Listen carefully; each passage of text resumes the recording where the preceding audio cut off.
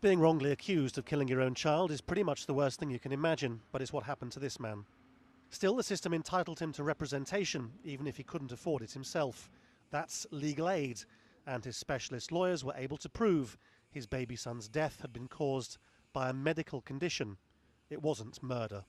Even if he's still protective of his identity, at least he's free.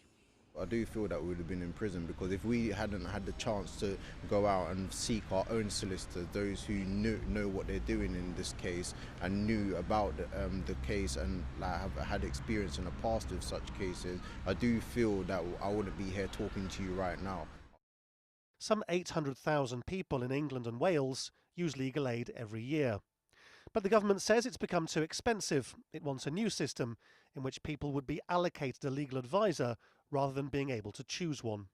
Lawyers would be paid a flat rate, irrespective of whether their client pleads innocent or guilty. And that, say lawyers who represent the poor, is a huge problem.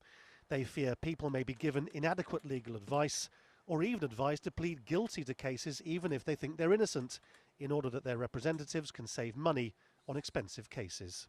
It's a perfect formula for miscarriages of justice.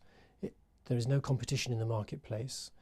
Firms don't have to work to get their work, they're simply allocated it, and they have an incentive to do as little as possible. It's a terrible formula.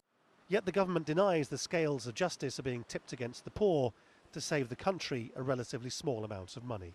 It's inevitable when you apply a big change to any part of society that there will be those who find that very difficult and very challenging, and this is no exception. These are not changes I want to push through. They're changes that financial circumstance means we have to push through.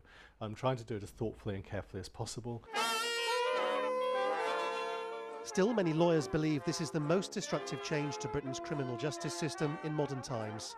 And outside Parliament on Wednesday was the extraordinary sight of socialist activists lining up next to conservative traditionalists from the legal aristocracy.